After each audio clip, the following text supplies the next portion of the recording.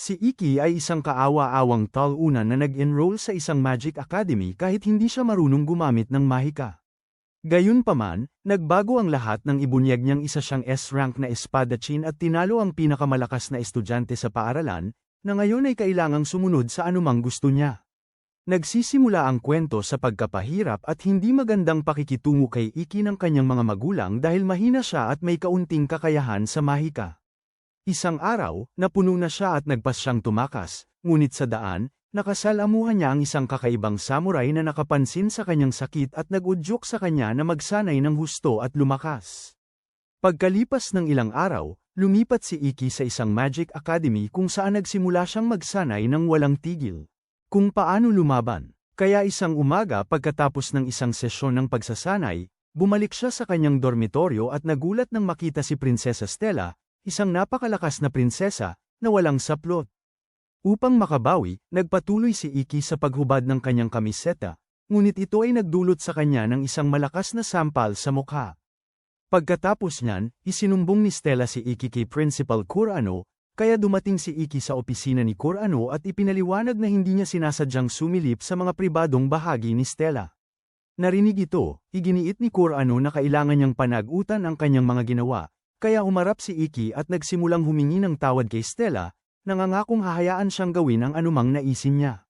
Sa kanya, sinamantala ito ni Stella, sinabihan siyang mag-twerk sa bubong at tapusin ang kanyang buhay pagkatapos, bilang tanging paraan para mapatawad siya, ngunit tumanggi si Iki. Dahil dito, pinaganya ni Stella ang kanyang mahika ng apoy, nangako na tutustahin siya ng husto dahil sa pagpasok ng walang palm sa isang silid habang siya ay nagbibihis. Para iligtas ang sarili, sumigaw si Iki na hindi siya makatingin palayo dahil napakaganda niya, na nagpalambot kay Stella. Sa sandaling yun, sinubukan niyang linawin na ang silid na pinagbibihisan niya ay kanya, ngunit iginiit ni Stella na ito ay kanya. Bago pa sila magsimulang magtalo, isinisiwalat ni Kurano na pareho silang tama dahil sila ay ngayon ay magkasama sa silid na ikinagulat nila. Ibinabalik sila ni Kurano sa gusali ng dorm upang ipakita na nakalagay na ang kanilang mga name tag at wala na siyang magagawa pa tungkol dito. Nagtatanong si Iki kung bakit si Stella, na pinakamakapangyarihang estudyante, ay ipinari sa kanya, isang estudyanteng F-rank na umuulit sa taon. Sabi ni Kurano na dahil silang dalawa ay kakaiba at walang sinumang may ranggong malapit sa kanila. Pagkatapos nito, sinimula ni Princess Fireball na makipagtalo kay Iki tungkol sa mga patakaran ng dorm dahil ayaw niyang linlangin siya ni Iki sa gabi. Nang makita ito, iminungkahi ni Kurano na ayusin nila ang kanilang mga hindi pagkakaunawaan sa tamang paraan sa pamamagitan ng isang duelo at ayos lang kay Iki. Ang kanyang reaksyon ay ikinagulat ni Stella, dahil alam niya na siya ang pinakamakapangyarihang estudyante sa akademya, at walang paraan upang matalo siya ni Iki sa isang duelo. Pagkatapos ay pumayag si Stella na labanan siya, ngunit lalong pinatindi ang sitwasyon sa pagsasaad na ang sinumang matatalo ay kailangang maging tagapaglingkod ng mananalo. Makalipas ang isang oras, dumating sila sa isang arena ng labanan para sa kunwaring duelo, at habang ipinapaliwanag ni Kurano ang mga patakaran ng duelo, binunot ni Stella at Iki ang kanilang mga espada. Sa simula ng laban, inatake ni Stella si Iki gamit ang kanyang nagliliyab na espada na sumusunog sa anumang madikit dito, kaya nanatiling kalmado si Iki at nakatuon sa pag-iwas at pagsangga sa kanyang mga atake. Habang madali niyang nagagawa ito, nagulat si Stella at nagtataka kung iiwas lang siya sa buong laban. Kaya ginulat siya ni Iki sa isang atake na gumagaya sa kanya, salamat sa kasanayan niya sa pagkopya ng estilo ng talam, at ikinagulat ni Stella na may isang may mababang ranggo na nakakasabay sa kanya. Habang patuloy silang nagpapalitan ng atake, nakahanap si Iki ng pagkakataon at nakapaghatid ng isang mapanganib na tama, ngunit sa kanyang gulat, ang talam niya ay walang epekto sa kanya dahil pinapalakas niya ang kanyang katawan gamit ang mahika. Sa kaloob-looban, labis na nagulat si Stella dahil hindi niya akalain na kailangan niyang umasa sa kanyang mahika para talunin si Iki.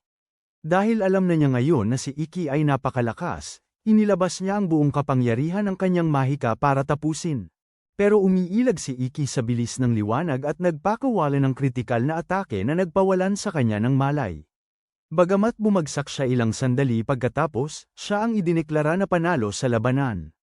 Nang gabing yun, binisita ni Corano si Stella sa infirmary at sinabi sa kanya na pagod din si Iki dahil ang kasanayang ginamit niya ay maaari lang buhayin sa loob ng 1 minuto at nauubos ang lahat ng kanyang enerhiya sa loob ng 1 araw.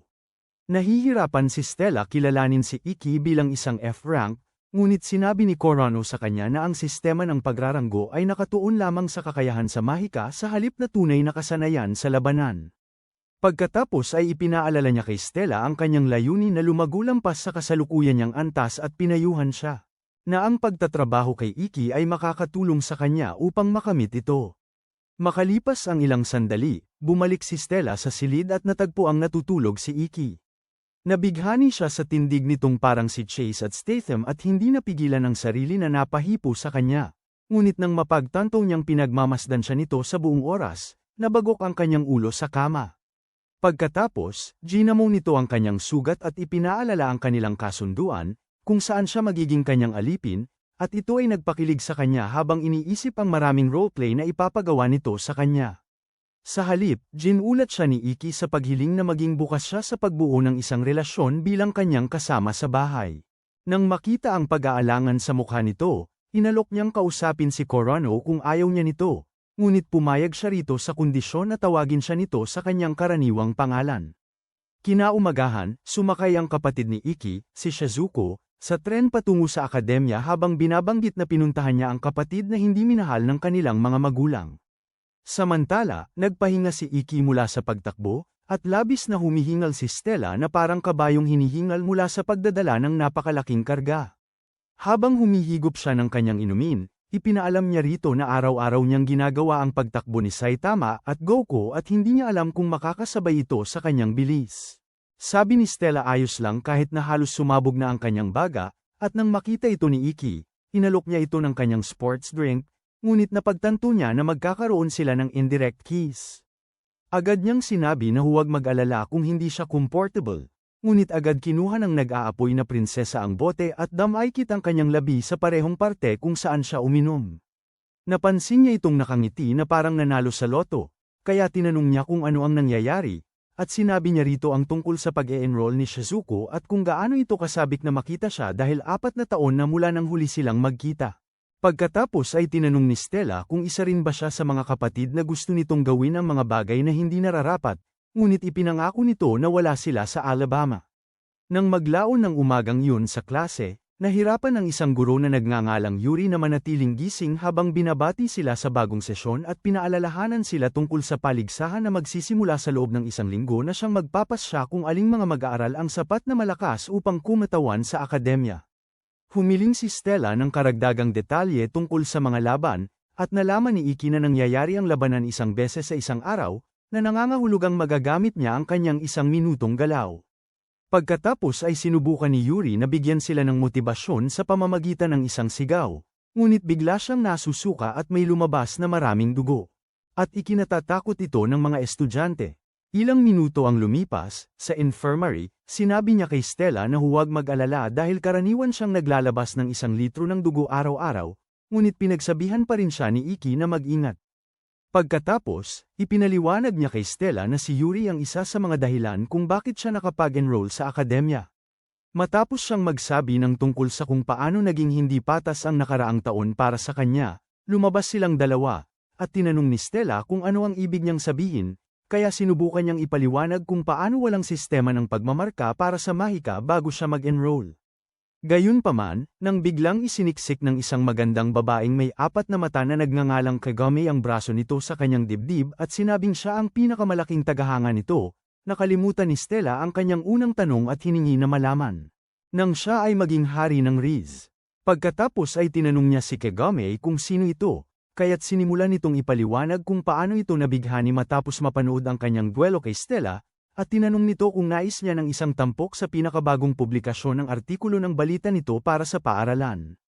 Matapos mangako na pag-uusapan nila ito mamaya, sinubukan niyang habulin si Stella, na nagngangalit sa selos, ngunit pagkatapos ay nakita niya si Shizuko, na tumawag sa kanya, sinasabing labis niya itong nami-miss. Masayang makita siya, sinabi ni Iki sa kanya na hahanapin na niya sana siya. Ngunit ginulat siya ni Shizuko sa pamamagitan ng pagtalon sa kanya at pagbibigay sa kanya ng isang mainit na halik. Habang lahat ng nanunood ay naestatwa sa gulat, kumukuha si Kagame ng mga kakaibang litrato na kayang makipagkumpetensya sa mga kuha ni Peter Parker kay Spider-Man. Si Stella naman ay lubusang nag-iba ang timpla at nagtanong kung anong klase ng nakakabahala relasyon mayroon silang dalawa. Ganap siyang binaliwala ni Shizuko at sinubukang makakuha ng isa pang halik, ngunit inihiwalay siya ni Stella at tinanong si Iki kung bakit siya nagsinungaling nang sabihin niyang mayroon silang normal na relasyon. Habang sinusubukan niyang ipaliwanag ang sarili, nagpakita si Shizuko ng matinding galit at tinanong si Stella kung anong karapatan niya na manghimasok sa kanilang muling pagkikita. Kaya si Stella, dahil wala nang magawa, ay ibinunyag na siya ang lingkod ni Iki. Muli, si Kagame ay nagsimulang gumawa ng mga nakakabiglang ulo ng balita para sa artikulo habang si Iki ay nahihirapang panatilihin ang kanyang reputasyon, ngunit pinapalala lang ni Stella ang sitwasyon sa pagsasabing nagkaroon pa sila ng espesyal na ehersisyo sa kama niya kagabi. Pagkarinig nito, kinuha ni Shizuko ang kanyang espada upang haminin si Stella, ngunit kinuha rin niya ang kanyang espada upang ipaglaban ang puso ni Iki, at pareho nilang sinira ang pasilyo. Pagkalipas ng ilang minuto, dinala sila ni Kuruno sa isa sa mga palikuran at sinabing kailangan nilang gugulin ang buong araw sa paglilinis bilang kanilang parusa, ngunit patuloy pa rin silang nagbabangayan hanggang si Shizuko dumating sa kanyang dormitoryo. Nang sabihin ni Stella sa kanya na tigilan ang pag-aasal na parang espesyal ang relasyon niya kay Iki, nagalit siya at sinabi kay Stella na hinding-hindi nito maiintindihan ang nararamdaman niya matapos ang mga taon ng pagpapabayaan ng lahat ng iba pa sa kanilang pamilya. Ikinagulat ito ni Stella, kaya sinubukan niyang humingi ng higit pang detalye, ngunit sinabi ni Shizuko na wala siyang pakialam bago pumasok sa kanyang silid at nakilala ang kanyang kasama sa kwarto na si Alice. Di nagtagal pagkatapos niyon, nakasalubong ni Stella si Iki pabalik mula sa pagsasanay at binigyan siya ng sports drink bago tanungin kung totoo bang pinabayaan siya ng kanyang pamilya. Idinyure niya ang inumin sa gulat, ngunit matapos niyang sabihin na binanggit ito ni Shizuko, nagpasya siya upang sabihin sa kanya ang tungkol sa kanyang trahedyang buhay. Bilang panimula, ipinapaalala niya sa kanya ang maalamat na samurai na si Ryoma, na nagligtas ng Japan sa dakilang digmaan at sinasabing siya pala ang kanyang lolo sa tuhod. At lumalabas na ang kanyang pamilya ay tanyag na tanyag sa paggawa ng pinakamalalakas na blazers ngunit dahil ipinanganak siyang walang kakayahan sa mahika, itinuring siya ng lahat sa pamilya na parang basura. Matapos ang mga taon ng pagpapabeya, nagpasya siyang umalis ng bahay isang araw, ngunit yun halos ang kanyang huling pagkakamali dahil biglang lumakas ang isang matinding bagyo ng nyebe ng gabing yun at halos ikamatay niya. Nang halos bumagsak na siya, ang pagkadismaya mula sa pagtrato sa kanya na parang wala lang ay nagdulot ng galit sa kanya, at nakita siya ni Ryoma, nakatatapos lang magsanay. Kaya sinabi niya kay Iki na gamitin ang pagkadismaya bilang gasolina at ipagpatuloy ang pakikipaglaban. Dahil dito, nagsimula siyang magsanay ng mag-isa hanggat kaya niya. Ngunit pagkatapos mag-enroll sa akademya, kinumbinsi ng kanyang pamilya ang dating punong guro na simulan ang pagbibigay grado sa mga estudyante batay sa kanilang kakayahang mahika para lang hindi siya makapagtapos. Ang malungkot na kwentong ito ay nagdulot upang isipin ni Stella na pareho sila, dahil nag-iisa rin siyang nagsanay sa loob ng maraming taon, kaya nangako siyang tutulungan siya sa pagpapataas ng antas sa anumang paraan na kaya niya. Samantala, natapos na rin ni Shizuko ang pagsasabi kay Alice tungkol sa kanyang pagkahumaling kay Iki. Sa halip na humingi ng propesyonal na tulong, ipinangako ni Alice na magiging parang ate niya ito tuwing kailangan niya ng kausap. Makalipas ang ilang oras, nagpasya si Stella na sumama kay Iki sa palikuran sa pagkukunwari na tutulungan siyang maligo bilang kanyang katulong. Doon, nagawa niyang manatiling kalmado, ngunit ang mga pangyayari ay naging kakatwa nang ibinaba niya ang espongha upang gamitin ang kanyang dibdib sa halip, matapos niyang malaman na may mataas itong pagkaakit para sa mga ito. Na para bang hindi pa yun sapat, biglang nahayag ang kanyang tunay na pakay, sanhi upang maramdaman niya ang tunay na bagay at nauwi sa kahihiyan. Ilang araw pagkaraan, matapos ang isang matinding sesyon ng pagsasanay, sinabi ni Stella kay Iki na nakatanggap na siya ng email tungkol sa kanyang unang laban sa paligsahan, at kalaban niya si Momo, ang kanyang senior. Naalala ni Iki kung paano lumaban si Momo, kaya sinubukan niyang sabihin kay Stella ang tungkol dito, ngunit pinigilan siya nito at sinabing gusto niya kapag wala siyang alam tungkol sa kanyang kalaban. Ang paggawa niyan ay makakatulong sa kanya na magsanay para sa pagharap niya sa hindi kilalang kalaban sa hinaharap. Pagkatapos siyang obserbahan, sinabi ni Iki na sa kabila ng pagiging magkasalungat, sila ang may pinakamagandang relasyon sa akademya. Namula ang mukha ni Stella pagkarinig nito, at nasagip siya ng bell. Habang patungo si Iki sa klase, pinigilan niya ito at yutal na yutal habang sinusubukang yayain ito sa isang date, ngunit bigla, naunahan siya ni Shizuko at pumayag ito. Dinurog nito ang puso ni Stella, at napagtanto niyang problema ito sa kakayahan. Kinabukasan, sumama si Stella sa hangout, at naiirita si Shizuko nang makita siya. Habang sila ay nagbabangayan at nag-iisip ng mga argumento para patunayan kung bakit hindi karapat-dapat ang isa sa kanila kay Iki, ang nabanggit ay nalilito habang nagtataka siya kung sino si Alice at kung bakit ang kanyang napiling damit. Hindi tugma sa kanyang kasarian.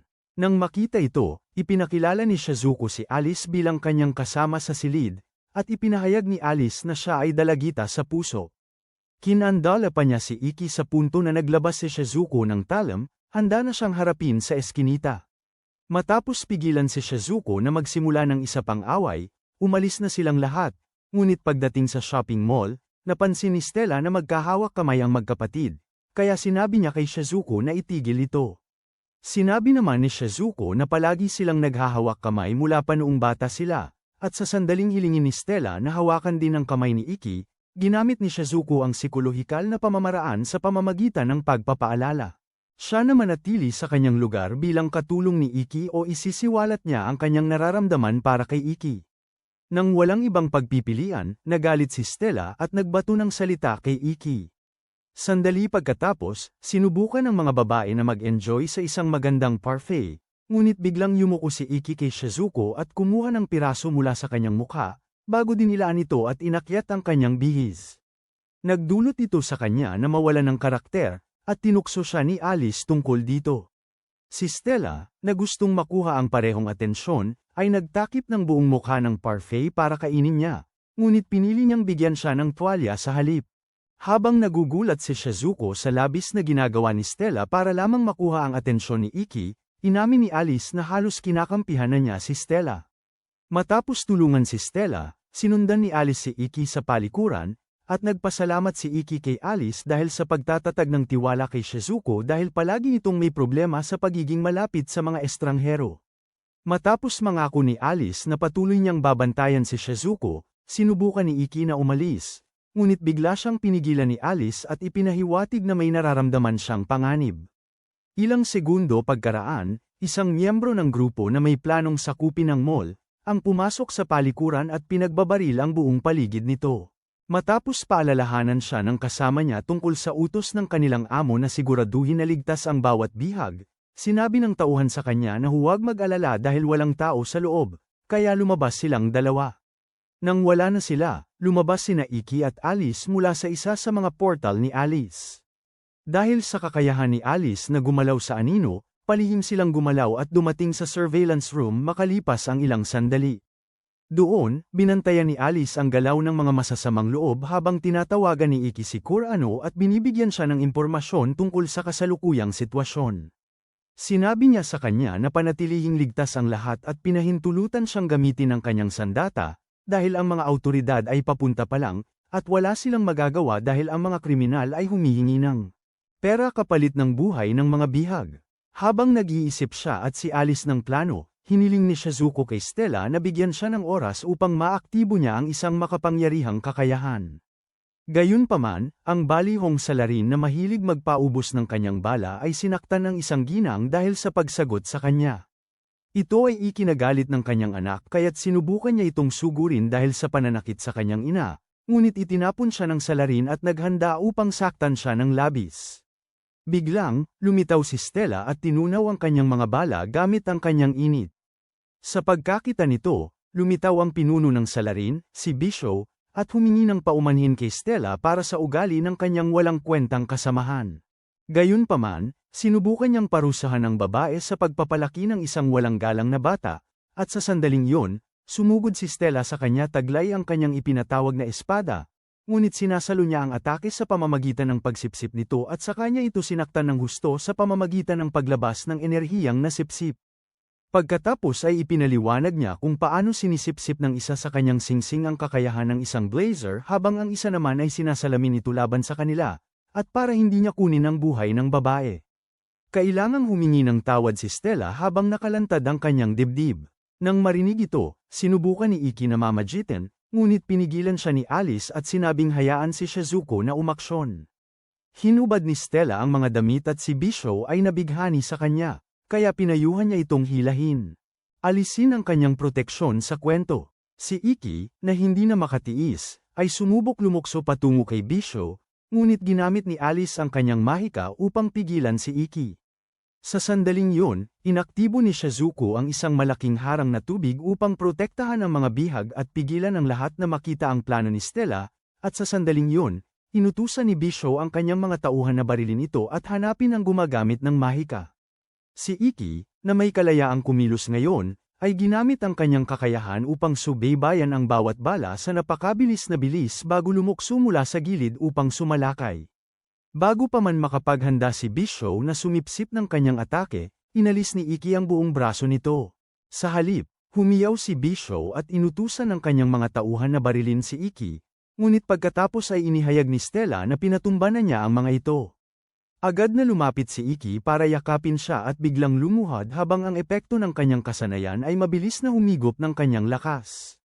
Bigla na lang, isang babae na nagtatago sa gitna ng mga bihag ang tinutukan ng baril ang isa pang tao at inutusan silang sumuko, ngunit tinamaan siya ng isang mahiwagang pana bago pa man magpakita ang isang estudyanteng nagngangalang Shizuya. Di nagtagal pagkatapos nyon, anako niya ang lahat ng papuri sa pagliligtas sa mga bihag, at nang lumapit si Iki upang magpasalamat sa kanya, tinanong ni Shizuya si Iki kung bakit pa siya nasa akademya dahil kailanman ay hindi siya maging isang kabalyero gamit ang kanyang walang kwentang kasanayan. Nang marinig ito, lumapit si Stella upang sabihin sa kanya na mas malakas si Iki kaysa sa kanya. Ngunit nagsimulang tumawa si Shizuya at nagtanong kung ang Iki na tinutukoy niya ay ang Iki ring tumakas mula sa kanilang unang duelo. Pagkatapos ay sinabi niya kay Iki na oras na upang ayusin ang kanilang hindi pa natatapos na laban.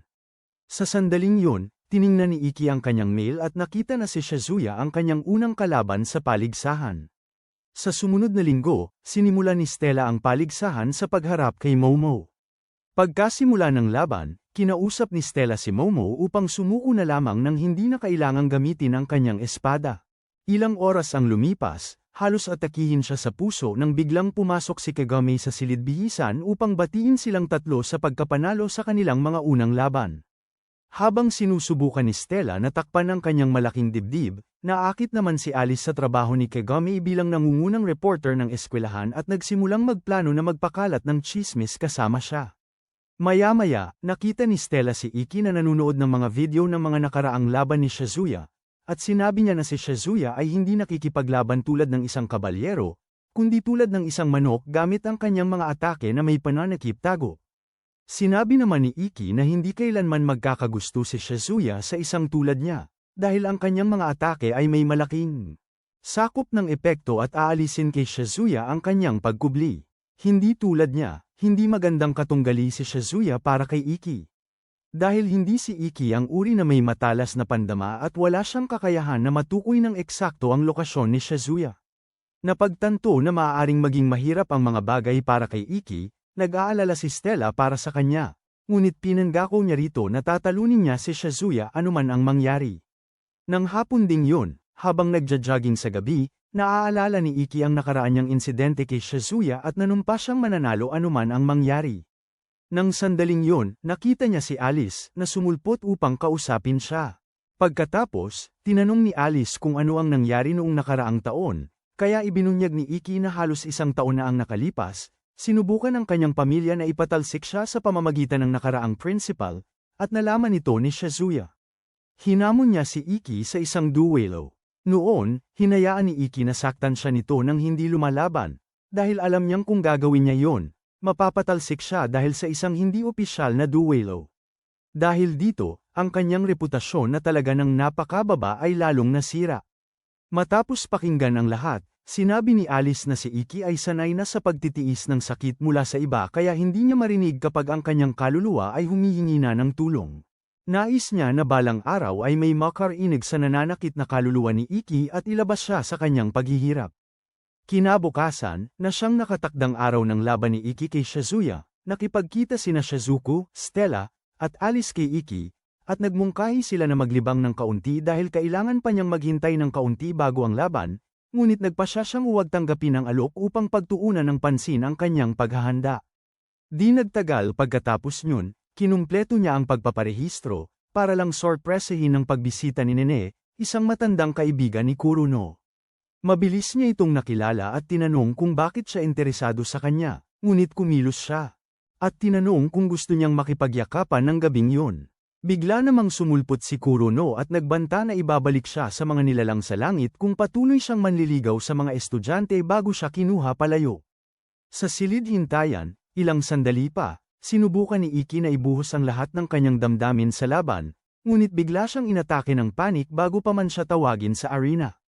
Pagkatapos lumabas ni Shizuya at ipinakita ang kanyang mapuputing ngipin para pahangin ang mga babaeng nanunood, nagulat siya na nagpakita si Iki, kaya ipinangako niyang talunin siya ng husto sa harap ng lahat. Pagkakuha pa lang nila ng hudyat para magsimula, ginawa ni Shizuya ang buong arena na kanyang personal na kagubatan at iniaktibo ang kanyang kakayahang maglaho upang manatiling nakatago. Gayunpaman, madaling nararamdaman ni Iki ang lahat ng atake nito at hinaharangan ang mga ito. Kinukutya ni Shizuya si Iki, sinasabing hindi ito nagbago, pagkatapos ay nagpasya siyang paigtingin ang laban sa pamamagitan ng pag-aanunsyo kung saan niya patatamaan si Iki bago pa tumama ang atake. Agad niyang sinundan ito ng mga hindi nakikitang pana, na nagpatamba kay Iki mula sa puno at nagdulot sa kanya ng matinding sakit. Sa simula ay hindi maintindihan ni Stella kung bakit hindi ginamit ni Iki ang kanyang 1 minutong galaw para pahinain si Shizuya sa sandaling magsimula ang laban, ngunit ipinaliwanag ni Alice na hindi ito magagamit ni Iki dahil siya ay labis na nerbyoso. Nahihirapan si Stella na intindihin ang ibig niyang sabihin dahil lagi silang nagsasanay ng magkasama at nalampasan na nila ang mga pagsubok, ngunit sa kanya napagtanto ang mga inaasahan niya rito at kung paano ito nagkunwari upang ipakita na siya ay tiwala sa sarili.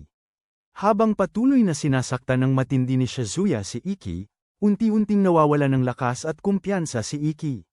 Para lalong lumala ang sitwasyon, lahat ng ibang estudyante ay nagsimulang pagtawanan siya, kaya nagbigay si Shizuya ng isa pang matinding atake sa kanyang gulugod at sumama sa iba pang miyembro ng akademya upang insultuhan siya. Stella, na inis sa lahat, ay sinigawan sila na tumahimik. Pagkatapos, sinigawan niya si Iki na ayusin ang sarili dahil ang bersyon niya na mahal niya ay hindi sisuko ng walang laban. Ang mga salita ay tumagos sa kanya, at pinasalamatan niya ito sa paghihikayat, kaya nagsimula siya sa pamamagitan ng pagpukpok sa kanyang bungo upang magbalik ang kanyang katinoan. Kinutya siya ni Shizuya sa pag-aakala niyang kaya niyang baguhin ang kanyang kapalaran, kaya nagpakawala siya ng pana kay Iki. Ngunit sa oras na yon, naaktibo na ni Iki ang kanyang 1 minutong kakayahan, at sinapo niya ang pana ng walang gamit na kamay. Nagulat si Shizuya at naniwalang isa lang itong swerte, kaya binuhusan niya si Iki ng isang bugso ng hindi nakikitang mga pana. Binuksan ni Iki ang kanyang perpektong paningin at sinalag ang lahat ng mga pana tulad ng pagharang ni Sekiro sa mga panang nakatutok sa kanya. Nang marealize ni Shizuya na hindi siya iligtas ng kanyang balat kayo, tumakas siya habang sinusubukang suyuin si Iki para pakawalan siya. Ngunit hindi siya pinansin ni Iki, kaya sinubukan ni Shizuya ang bawat walang silbing atake sa kanyang arsenal. Dahil alam ni Iki na gagawin na niya ang huling galaw, isinuko ni Shizuya ang kanyang pagiging matapang sa pag-amin na natatakot siyang masugatan ng espada. Ngunit hindi ito pinansin ni Iki at inatake pa rin siya. Sa kanyang swerte, nagmintis si Iki ng 1 milimetro, ngunit nawala na ng malay si Shizuya sa sobrang gulat. Automatikong nagbigay kay Iki ng panalo. Gayunpaman, si Iki ay nawalan din ng malay dahil sa pagod at nagising sa klinika makalipas ang ilang oras upang makita si Stella na tumutulo ang laway habang naghihintay sa kanya. Samantala, si Shizuko ay naghihintay sa labas upang bigyan si Stella ng patas na pagkakataon sa pag-ibig, at nang makita siya ni Alice, niyakap niya ito dahil sa pagiging mabait na kaluluwa. Nang magising si Stella, siya ay sumigaw sa hiya at sinugod si Iki dahil sa pagpayag na makapinsala ng lubos ang isang talunan. Humingi siya ng paumanhin dahil nawalan siya ng gilas at biglang sinabi na may damdamin siya para dito, at siya ay unang natigilan sa gulat bago ang sinabi lang niya yun noon upang ganyakan siya, ngunit sinabi niya sa kanya na huwag mag-alala tungkol sa pakiramdam ng awkward, dahil gusto lang niyang sabihin sa kanya ang nararamdaman niya. Sa sumunod na sandali, pinapapikit niya ito at lumapit para halikan sa pisngi bago aminin na may nararamdaman din siya para dito. Ito ang nagpasaya kay Iki, at niyakap niya ito ng mahigpit bago aminin na pakiramdam niya ay kaya niyang lumakas kasama nito. Pagkatapos nyon, nangako silang marating ang tuktok bago sila maglaban para makita kung sino ang mas mahusay. Pagkalipas ng 2 linggo, habang nagpapraktis si Stella ng mag-isa, naiisip niya kung bakit hindi pa siya nililigawan ni Iki simula nang maging sila, kaya napag-isipan niya na baka duwag ito. Samantala, natapos lang niyang talunin ang kanyang susunod na kalaban, na siyang ika-5 panalo niya sa paligsahan, at siya ang naging paborito ng mga tagahanga sa campus. Kinaumagahan sa klase, gumawa si Kagami ng nakakapukaw na kilos sa kanya bago magtanong kung kaya niyang magbigay ng leksyon sa kanyang mga kaibigan. Nang makita ang mga matinding babala ni Stella, sumagot siya ng mahinahon hanggat maaari at pumayag na tulungan sila. Dahil nakita nilang niyakap ni Iki ang lahat ng popular na babae, nagselos sa mga lalaki, kaya pinintasan nila siya, tinatawag siyang talunan. Maya-maya lang, pumasok si Yuri sa klase para sa homeroom, ngunit napunta siya sa infirmary ilang segundo matapos isuka muli ang kanyang dugo. Bilang resulta, mas maaga kaysa karaniwan ang pagbalik ng mga estudyante sa kanilang dormitoryo. Sa loob, tinawag ni Stella si Iki na malambot at pagkatapos ay tinanong siya kung matalino bang desisyon ang pagsasanay sa lahat ng mga babaeng iyon dahil baka maging kalaban niya sila sa hinaharap. Pagkatapos ay sinabi niyang ayos lang sa kanya dahil nangangahulugan yun na magkakaroon siya ng mas mahuhusay na laban at matutulungan din ang mga babae na bumuti ang kanilang kakayahan kung sakaling mapunta sila sa isang sitwasyon tulad ng nangyari sa mall. Tinawag niya itong malambot, at nang sumang-ayon ito nang hindi man lang kumukurap, namula siya. Ngayong sila na lang ang magkasama, tinanong niya ito tungkol sa direksyon ng kanilang relasyon. Dahil sa loob ng 2 linggo ay wala silang ginawang anumang bagay na pang magkasintahan, ngunit sa puntong iyon ay bumaling siya. Paligid at nakita siyang mahimbing nang natutulog. Kinabukasan ng hapon, sinimulan niya ang kanyang unang aralin kasama si Kagami at ilan sa mga kaibigan nito, sa pagtuturo kung paano balansehin ang kanilang bigat sa isang paa. Habang ginagawa ito, isang grupo ng mga selosong lalaki ang dumating na may dalang sandata, umaasang saktan siya dahil sa pag-agaw sa lahat ng kanilang mga nililigawan. Ngunit pinatumba niya silang lahat na parang salansan ng mga dominong mura at pinaalalahanan sila sa patakaran laban sa awayan sa labas ng arena. Inaasahan ni Kagami na gagamitin nila ang sikat na linya ng kontrabida at tatakbo, ngunit sa halip ay yumukod ang mga lalaki, nagmamakaawa na turuan sila upang makakuha sila ng puntos at sumikat sa mga babae. Ilang sandali pagkaraan, sumama ang mga lalaki sa mga babae, at sa sandaling yun, ilang naggagandahang dalaga ang dumating para sa mga aralin. Dinala sila ni Iki sa isang bagong lugar at sinabi kay Stella kung gaano siya kasaya na makita silang bumubuti na. Sinubukan ni Stella na bigyan siya ng isa sa mga inuming binili niya, ngunit naunahan siya ni Shizuru at nagdaldal tungkol sa kung paano siya ang pinakamagaling na kapatid kailanman. Nakita niya si Stella na may dagdag na inumin at tinanong siya kung para kanino ang pangalawa, ngunit inangkin ni Stella na kanya ang mga ito at pilit niya itong nilagok. Pagkatapos ng pangalawang bote, humiling siyang sumali sa kanyang mga klase dahil pumayag na siyang turuan ang bawat dalagang may angas sa paligid. Ngunit nang mag-atubili siyang sumang-ayon, sumiklab ang kanyang mga kawalan ng katiyakan kaya sinabi niya rito na huwag mag-alala at padabog na umalis. Habang bumubulong-bulong tungkol sa kung gaano siya kay stupido, nakasalubong niya si Alice, nakatuklas lang ng mga hiwaga ng isang bagong reverse harem romance game at humiram nito upang maglaro ng kunwari sa sarili niya sa silid. Sa sandaling nakarating siya sa magandang bahagi, hinanggad niya na sana'y magawa niya ang maraming bagay na pang magkasintahan kasama si Iki, at sa kanyang pagkagulat, pumasok siya upang pag-usapan ng isang aralin niya sa mga babae. Agad na nagtanggol si Stella at nagtanong kung ano ang kinalaman yun sa kanya dahil hindi naman niya plano na turuan siya, kaya ipinaliwanag niya sa kanya na ito ay dahil sa kanyang mga teknik sa espada. Ay lubos na naiiba mula sa kanya. Sinabi niya sa dalaga kung gaano kamura ang kanyang estilo ng paggamit ng espada, at ang pagtuturo sa kanya, na lampas na sa kanyang antas, ay walang gaanong maidudulot. Nang marinig ito, sumuko si Stella at masayang pumayag na sumama sa kanila para sa kanilang pamamasyal. Kinabukasan sa bus, ngumiti siya ng malapad habang naaalala kung paano siya nabighani ni Iki noong nakaraang gabi. Pagdating sa pool, nagsisuot na ang mga babae ng kanilang mga swimsuit, at naglaway ang mga lalaki pagkakita kina Stella, Shizuko, at Kagami. Sinimulan ni Stella at Shizuko ang karaniwang pagtatalo kung sino ang mas makakasama niya.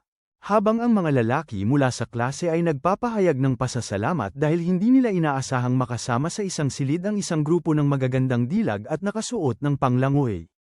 Habang sinisimula ni Iki ang aralin, muling nagselo si Stella dahil hindi nito gaanong binibigyan ng oras, kaya nagpasya siyang subukan ng ehersisyo sa ilalim ng tubig para malibang ang sarili. Gayunpaman, habang nakatuon na siya, biglang tinanong ni Kagami kung nagkadevelopa na ba sila, at muntik siyang malunod. Matapos siyang tulungan na mailabas ang tubig, tinanong din niya ang parehong tanong, at sinabing matagal na niyang gustong malaman kung ano na ang takbo ng kanilang relasyon. Ngunit itinanggi ni Stella na may relasyon sila, at sinabi niyang, ay hindi kailanman may ibig sa isang karaniwang tao. Pagkatapos ay ipinahayag ni Kagami na puntiryahin niya si Iki. Dahil dito ay naasar si Stella, at nauwi sa pagtatapat niya na sila na ni Iki.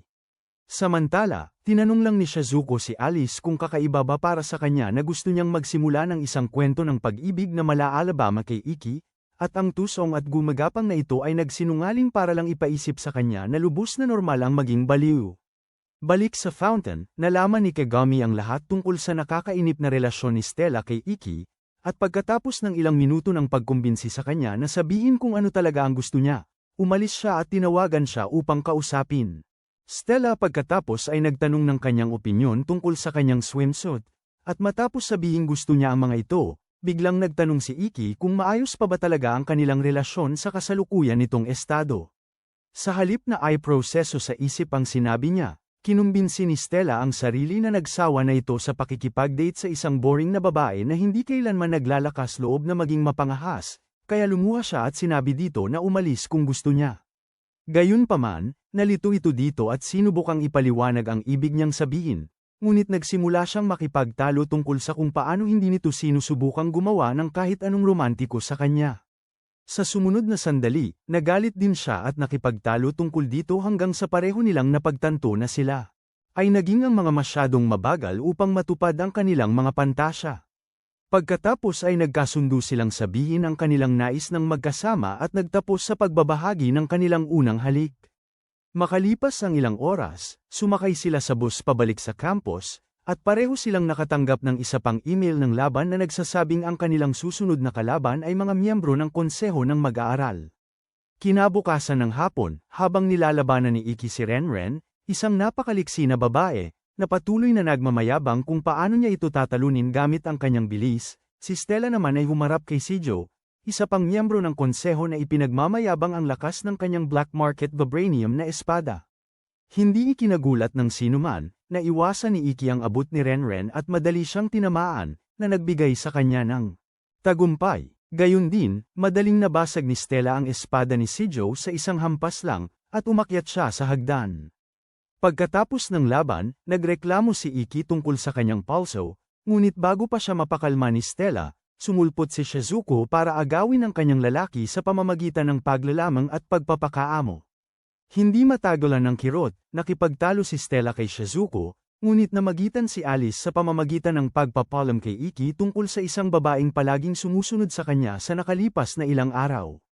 Inamin ni Iki na alam niya palagi, ngunit hinayaan lang niya dahil maraming babae ang nagtatangkang malapit sa kanya kamakailan. Nang tawagin siya nito, bigla siyang nataranta at nahulog sa tubig, kaya dinala siya sa infirmary, kung saan nalaman nilang senior nila siya na hirap makipag-usap sa mga lalaki. Nagpakilala siya bilang Ayasa, at naintriga si Iki sa kanyang apelyido, kaya tinanong niya kung kamag-anak ba niya si Kaito, isang sikat na samurai. Sa kanyang gulat, ibinunyag niyang si Kaito pala ang kanyang ama. Agad naging fanboy si Iki at lubos na hinangaan si Kaito habang ikinukwento ni Shizuko kung paano sumikat si Kaito bilang pinakamahusay na espadachin sa kabila ng wala siyang anumang kakayahang mahika. Nang tanungin kung ano ang nangyari kay Kaito dahil matagal nang hindi nababalitaan ni Iki, nagdilim ang mukha ni Ayasa at ibinunyag niyang naaksidente si Kaito at na-hospital.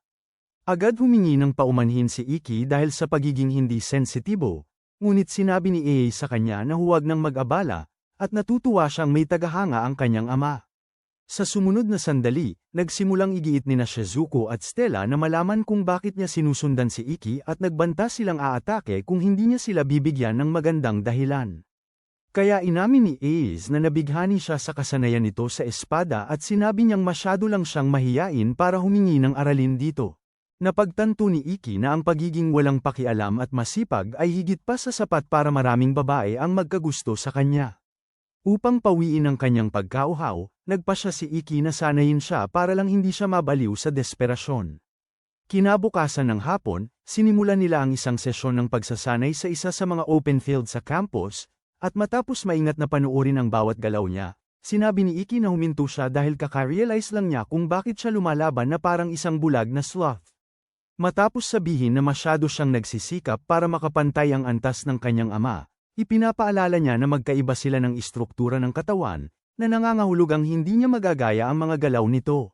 Sa pamamagitan ng paggaya sa bawat ginagawa niya, agad na tinanggap ni Ace at nakiusap sa kanya para sa mga tip upang mapabuti ang kanyang teknik.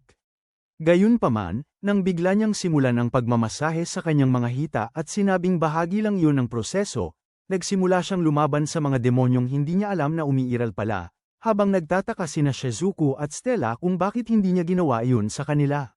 Matapos halos mahawakan ng sensitibong bahagi, bumalik sa ayos si Iki at sinabi sa kanya na subukang panatilihin ang posisyon, at sinabi na masasanay siya rito sa paglipas ng panahon. Dahil doon, sinabi niya sa kanya na ipagpatuloy ang kanilang pagsasanay, at sa dalawang pag-indayog, hawak na niya ang kanyang espada. Sa leeg niya. Pagkatapos, hinawakan niya ang kamay nito para magpasalamat sa lahat, pero sinabi lang nito na huwag nang mag-alala. Matapos ang pagsasanay nila sa araw na yon, habang papunta sila sa kanilang mga dorm, patuloy na nagpapahayag si Ace ng paghanga sa kung gaano kalaki at kalakas ang pakiramdam ng mga kamay ni Iki, at habang tinatanggap nito ang papuri, nagseselo si Stella at tinanong si Shizuko kung bakit hindi pa ito naiinis. Nang ipaliwanag ni Shizuko na lagi siyang magiging masaya sa sinumang makakapagpangiti kay Iki, napagtanto ni Stella na naging hanggal siya sa buong panahong ito, at nagpa siya na hayaan silang magbahagi ng sandali ng magkasama. Gayunpaman, pagbalik nila sa silid, tinanong niya kung nasiyahan ba talaga ito sa pagiging malapit sa binti ni Ace. Hinawakan ni Iki ang kamay nito at tiniyak na nasiyahan lang siya sa pagtulong kay Ace na lumakas dahil halatang marami na itong nagugol na oras sa pagpapahusay ng kanyang mga kasanayan. Pinaniwala niya si Stella sa pamamagitan ng mga salita at hinalikan ito ng panggabing palm. Sa natitirang bahagi ng linggo, sumama si Stella sa sesyon ng pagsasanay para magkunwari na nagmamalasakit din siya kay Ace, kahit ang totoo ay pinipigilan niya lang na mapalapit pa si Iki kay Ace.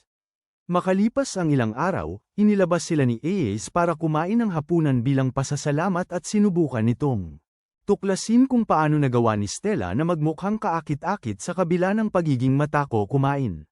Bigla, isang grupong gumugulo ang lumitaw at nagsimulang magsabi ng masama tungkol kay Ace. Natural, mahinahong sinabihan sila ni Iki na huwag siyang pagsalitaan ng masama, ngunit pagkatapos, ang pinuno, si Kurado, ay bigla siyang binigyan ng inumin bilang paghingi ng paumanhin, pero sa halip ay marahas na itinama ang bote sa ulo ni Iki. Agad na tumayo si Stella upang lumaban, ngunit pinigilan siya ni Iki at sinabing hindi ito malaking bagay sa kabila ng pag-agos ng dugo mula sa kanyang ulo. Dahil dito, lalong nagalit si Kurado, kaya dinuraan niya si Iki upang galitin siya, ngunit si Iki ngumingiti sa kabila ng lahat sa halip na ipagtanggol ang kanyang dangal, at ito ay nakakainis kay Stella. Ngunit si Kurado, nang makita na hindi kikilo si Iki, ay lumisan kasama ang kanyang grupo. Matapos siyang umalis, tinanong ni Stella si Iki kung bakit hindi siya lumaban, dahil sa tingin niya ay mapipigilan niya si Kurado. Ngunit sinabi ni Iki sa kanya na hindi siya gaanong sigurado doon, at sinabi niya sa kanila na si Kurado ay tila napakalakas. Sa sandaling yun, dumating si Masagi, isang miyembro ng Student Council, at sinabi sa kanila na si Kurado ay isa sa pinakamalakas na blazers sa isang karibal na paaralan. Matapos niyang purihin siya sa pagiging sapat na matalino upang tanggihan ang laban, isa pang Student Council miyembro na nakasuot na tila para sa Vogue, ay dumating para suportahan si Masagi. Makalipas ang ilang taon, habang pauwi sila, nagtataka si Iki kung paano pinagaling ni Masagi ang hiwa sa kanyang ulo, ngunit mas naging mausisa si Stella tungkol sa grupo ni Kurado at tinanong si Ayes kung bakit tila kilala siya ng lahat ng mga ito, ngunit nanatili siyang tahimik. Sinubukan ni Ayes na magsalita, ngunit sa sandaling yun, nakatanggap sina Iki at Ayes ng email tungkol sa kanilang susunod na laban at nalaman nilang sila ang maghaharap. Labis na nalungkot, lumingon si Ayes sa kanya at biglang tumakbo papalayo. Simula noon, hindi na siya nagpakita sa pag-eensayo, at sa gabi bago ang laban, sinabi niya.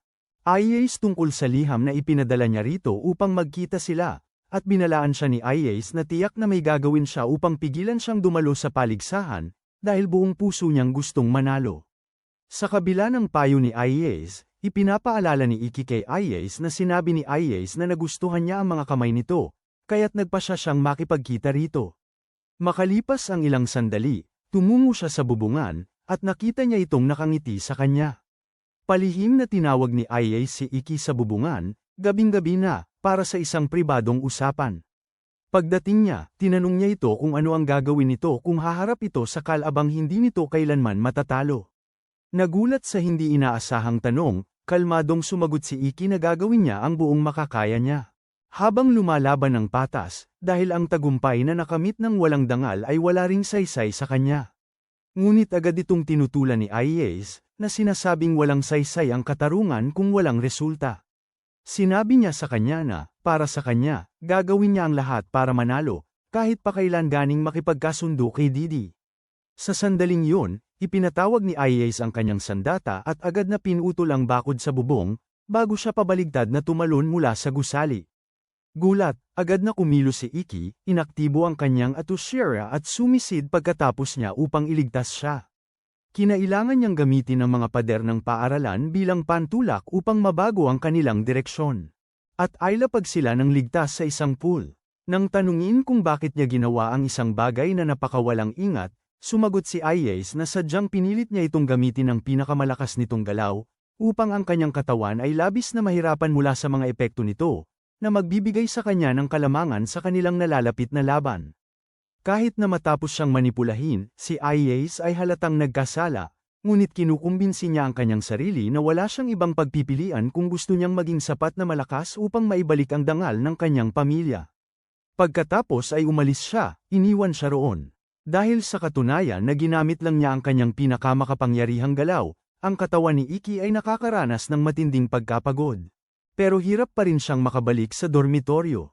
Pagkarating niya doon, nahulog siya ng diretso sa dibdib ni Stella habang nananaginip ito tungkol sa mga masasamang bisyo. Nagising si Stella sa gulat at agad na nagpanik, iniisip na sinusubukan ni Iki na isakatuparan ang kanyang panaginip, sa wakas. Gayunpaman, mabilis niyang napansin na nawalan ito ng malay, kaya tunay siyang nag-alala. Kinabukasan, nagising si Iki sa medical ward at nagulat nang makita sina Stella, Shizuko, at Alice na lahat ay nag-aalala habang nakatayo sa tabi niya. Nang makabawi, bigla siyang nagpanik, iniisip na na-forfeit niya ang kanyang duel, ngunit pinaniniwala siya ng iba na mayroon pa siyang ilang oras bago ang takdang oras.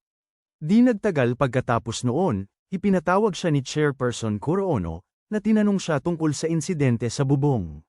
Nang makita ang laki ng pinsala sa gusali ng paaralan, agad niyang nahinuhan na tiyak na sangkot si Iki, dahil nakatanggap siya ng mga ulat tungkol sa biglaan niyang pagka-ospital. Kahit na nalinlang siya ni Ayes, tumanggi si Iki na ibunyag siya, sinabing handa siyang panagutan ang mga pinsala. Sa halip, nagtatanong siya tungkol sa kasaysayan ng pamilya ni Ayes. Napilitan ang chairman na ipaliwanag ang totoo sa likod ng di pangkaraniwang ugali ni Ayes. Ilang taon na ang nakalipas, nawala ang lahat ng kanyang ama, na kilala bilang ang huling samurai, matapos siyang talunin ni Kurodo, ang espadachim na nakasalubong nila sa restoran noong nakaraang araw. Ang pangalan ng kanilang pamilya ay nawalan ng reputasyon, na naging dahilan upang kalaunan ay mahulog sa koma ang kanyang ama. Mula noon, pinapasa ni Ayes ang pasanin ng pagpapanumbalik ng dangal ng kanyang pamilya ng mag-isa. Pumasok siya sa 7-Star Sword Art Festival para sa isang dahilan lang, upang talunin si Kurodo at mabawi ang nawala sa kanyang pamilya, ngunit sa kung saan sa kanyang paglalakbay, ang kanyang pagkahumaling sa paghihiganti ay lubusang bumaluktot sa kanyang kasanayan sa paggamit ng espada. Samantala, binisita ni Ace ang kanyang ama na walang malay at sinabi sa kanyang ina na aabot siya sa tuktok at babawiin ang karangalan ng kanilang pamilya. Si Iki naman, sa wakas ay nauunawaan kung bakit talagang desperado si Ace na manalo. Nang tanungin siya ng kanyang mga kaibigan tungkol sa kanyang mga plano para sa laban, sumagot siya na ibibigay niya ang lahat ng kanyang makakaya, dahil magiging kawalang galang kay Ace kung magpipigil siya laban sa kanya. Nang dumating ang takdang oras para sa laban, mabilis na napuno ang arena ng mga manunood na sabik na manood. Ang labanan sa pagitan ng mga mag-aaral na bihasa, na parehong hindi pa natatalo sa isang laban mula pa sa simula ng torneo. Sa sandaling magsimula ang laban, sumugod si Iki kay Ace, umaasang matapos agad ang mga bagay, ngunit biglang nakaramdam ng matinding kirot sa kanyang katawan. Isang hiwa ang biglang lumitaw, na ikinagulat niya at ng mga manonood. Sinundan nito ng dumaraming hiwa, na lumitaw sa kanyang katawan mula sa iba't ibang direksyon sa buong labanan, kahit na hindi naman siya pisikal na hinawakan ni Ace. Pagkatapos ay nabunyag na palihim na naglagay si Ace ng hindi nakikitang bitag ng hangin sa buong larangan ng labanan. Bago pa man magsimula ang laban, sa sandaling humakbang si Iki dito, agad na kumikilos ang mga nakakumpanyang hiwa at dumadapo sa kanya. Dahil lumalabag sa patakaran ng paligsahan ang paghahanda ng patibong ng maaga, teknikal na muling lumalabag sa patakaran si Ace. Gayunpaman, alam na ni Iki na gagawa siya ng ganito. Bago magsimula ang laban, palihim niyang hiniling sa mga opisyal na huwag itigil ang laban kahit pa mapansin nilang lumalabag siya sa patakaran dahil gusto niya itong talunin ng maayos sa halip na manalo sa pamamagitan ng diskwalipikasyon. Patuloy na umaatake ng agresibo si Ace habang ginagamit ang kanyang marangal na sining upang palalay ng bawat pinsala. Tumatanggap si Iki. Sa bawat galaw, lumalalim ang kanyang mga sugat, at unti-unting natatanto ng mga manunood kung gaano talaga kapanganib ang mga kakayahan ni Ace. Gayunpaman, sa kabila ng kanyang mga pinsala at ang mga epekto ng Edo Shira, kalmadong sinimula ni Iki ang pagsusuri sa mga posisyon ng kanyang mga hindi nakikitang bitag. Unti-unti, sinimulan niyang iwasan ang mga ito sa pamamagitan lamang ng purong instinto at galing sa paggamit ng espada. Habang nagpapatuloy ang laban, sa wakas ay direkta ng hinarap ni Iki si Ace. Sinabi niya rito na naging walang saysay ang kanyang galing sa paggamit ng espada dahil tinalikuran niya ang pagmamalaking minsang dala niya. Ang eleganteng espada-chinang hinangaan niya ay naglaho ng payagan niya ang paghihiganti at kawalan ng pag-asa na kumontrol sa kanyang puso. Mas matindi pa sa anumang atake ang kanyang mga salita dahil alam na ni Ace na tama siya. Ngunit sumingit siya, sinabi sa kanya na kung may natutunan man siya sa kanyang ama, yun ay walang saysay ang pakikipaglaban ng may dangal kung talo ka rin naman sa huli. Handa ng manalo, nagpakawala pa siya ng isa sa kanyang mga patibong kay Iki, ngunit dahil sa kanyang perpektong paningin, naiwasan niya ito. Sa pagkabigla, nagpakawala muli si Ace ng sunod-sunod na atake, ngunit madali lang itong naiwasan muli ni Iki, pinatutunayang lubusan na niyang nabasa ang kanyang plano. Nagpasya siyang ilabas ang lahat ng kanyang makakaya, ipinatama ang lahat ng kanyang bitag ng hangin kay Ace, ngunit madali itong nalagpasan ni Ace at gumamit siya ng isa sa kanyang lihim na pamamaraan upang patumbahin siya ng hindi sinasaktan. Napasalampak sa lupa, tumanggi si Ace na tanggapin ang pagkatalo habang desperado siyang pilit na bumabangon, ngunit hindi na gumagalaw ang kanyang katawan, dahil naubos na niya ang lahat ng kanyang lakas. Nagsimulang umagos ang luha mula sa kanyang mga mata dahil sa wakas ay bumigat na ang lahat ng pagkapagod at pagkadismaya na kanyang nadala. Sa halip na ipahiya siya, tahimik na lumapit si Iki, kinikilala ang kanyang pinagdaanan at ipinapaliwanag kung bakit ang isang tunay na espadachin ay dapat laging lumaban ng may karangalan. Kahit matapos siyang manipulahin at mapilit sa isang dehadong posisyon, hindi ito isinisi ni Iki sa kanya.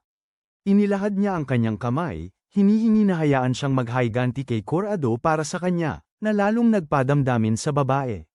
Nang tanungin niya kung bakit niya pa rin siya tinutulungan, sa kabila ng ginawa nito, simple lang ang sagot ni Iki na mayroon siyang patakaran na hindi kailanman baliwalain ang isang kontrabidang nasa kagipitan. Doon niya napagtanto ang kanyang pagkakamali, habang tinatanggap niya ang kamay nito, nagpasya na pagtiwalaan siya tulad ng pagtitiwala niya sa kanyang ama. Si Kaito ay nagretiro mula sa pakikipaglaban ilang taon na ang nakalipas dahil sa problema sa puso. Bagaman hindi siya makahawak ng espada ng maayos, napapanatili niya ang pagpapatakbo ng kanyang dojo sa pamamagitan ng pagtuturo kay Ace at sa ilang iba pang estudyante. Ngunit nakatuon ang kanyang pansin kay Ace, habang sinisikap niyang itanim sa kanya ang lahat ng teknik na alam niya, kabilang ang Tenimuhu, isang sikretong teknik na ipinasa sa kanilang pamilya. Habang sinasanay siya, sinabi ni Kato sa kanyang anak na huwag kalimutan kailanman na ang estilo ng espada ay upang protektahan ng mga tao at hindi upang saktan sila. Gaya ng ipinangako, sinamahan ni Iki at Stella si Ace sa dojo na dating tinitirhan ng kanyang pamilya. Sa daan, sinubukan nilang magsaliksik tungkol kay Kurado upang malaman kung ano nga ba ang kanilang makukuha. Pagkatapos, nagulat sila nang matuklasan na may kasaysayan si Kurado ng hindi opisyal na panggugulo sa mga lokal na paaralan para lang patunayan ang kanyang lakas. Ikinwento ni Ace sa kanila ang araw na basta na lang itong dumating sa kanilang dojo at tinalo ang kanyang ama. Ayon sa kanya, biglang sumulpot si Kurado kasama ang kanyang gang, na nagdulot ng gulo, kaya napilitang mamagitin si Kato upang protektahan ang kanyang mga estudyante. Pagkatapos, hinamon ni Kurado si Kato sa isang duelo, at hinikayat siyang ipusta ang dojo sa magiging resulta ng kanilang laban. Tiwala sa kanyang kakayahan, pumayag ang kilalang samurai, ngunit nang magsimula ang duelo, si Kurado nagsimulang maglaban ng matindi, itinutulak si Kato, na wala sa pinakamahusay na kondisyon, sa isang mahirap na sitwasyon. Kalaunan, nang ibabaw ang kalaban sa pamamagitan ng kanyang matinding lakas at nagawa niyang patumbahin si Kato. Gayunpaman, hindi umatras si Kato. Nagpatuloy siya sa pakikipaglaban gaano man siya kalubang na pinsala, naniniwalang kaya niyang manalo.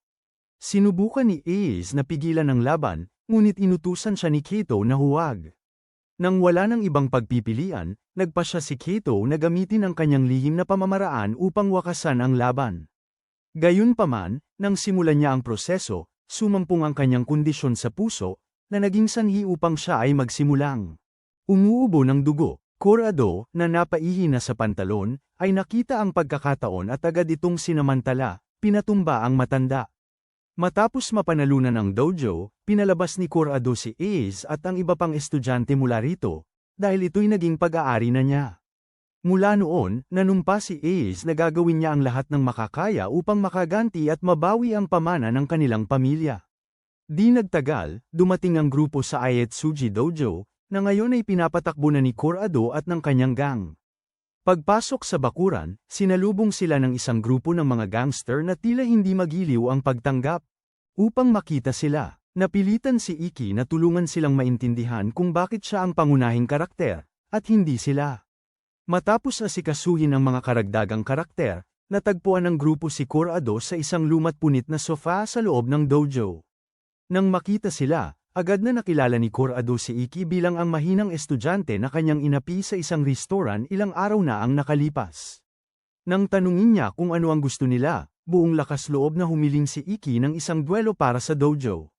Si Kurado, na tila nagdududa, ay hiniling kay Iki na ipakita ang kanyang halaga para maging kalaban niya. Pagkatapos, ipinakita ni Iki sa kanya ang mga student ID ng kanyang mga kasamahan niyang natalo upang patunayan ang kanyang lakas. Para mas maging kapana-panabik, hiniling ni Iki na gamitin ito ang tunay niyang sandata, dahil mas magiging kasiya siya kung matatalo niya ito sa pinakamahusay nitong kalagayan. Tinanggap naman ni Kurado ang panukala, binunot ang Orochimaru, ang kanyang espesyal na talam, na sapat para magpadala ng kilabot sa sinuman. Ngunit si Iki, na hindi inaasahan, ay casual na binunot ang kanyang intetsu, handa para sa laban. Nang magsimula ang duelo, matindi ang pag-atake ni Kurado kay Iki, hindi siya binibigyan ng oras para makaganti. Sa kabila ng tindi ng pressure, sinubukan ni Iki na lumaban, perpekto ang pagtsyempo ng kanyang kontra-atake. Ngunit wala ring saysay dahil madali itong naiilaga ni Kurado. Doon ay natuklasan ni Iki ang dahilan kung bakit tila walang makatalo kay Kurado, ang kanyang napakabilis na reaksyon. Kung ang reflexes ng isang karaniwang eskrimador ay umaabot ng 0.3 segundo, si Iki, na isang henyo na mulat sa pool, ay umaabot lamang ng 0.1 segundo. Ngunit ang reflexes ni Kurado ay mas mabilis pa sa kalahati ng kay Iki, na hindi man lang dapat makamit ng isang tao.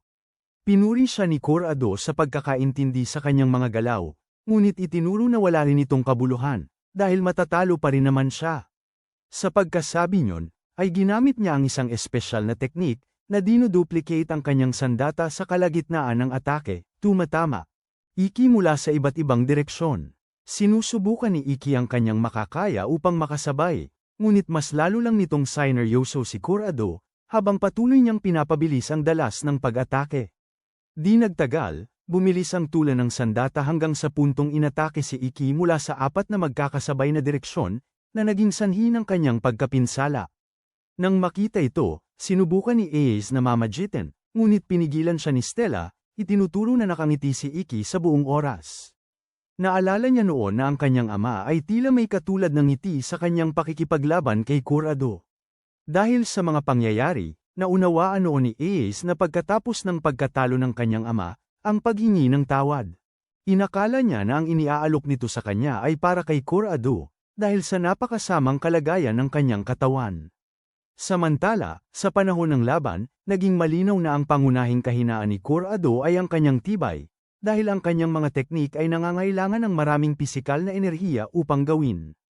At bihira siyang makatagpo ng kalaban tulad ni Iki, na pipilitin siyang magpatuloy ng todo sa mahabang panahon. Nakangiti na parang mga kakaiba, nag-uusap sina Iki at Kurado, habang nagpapahinga upang makabawi mula sa pagkapagod.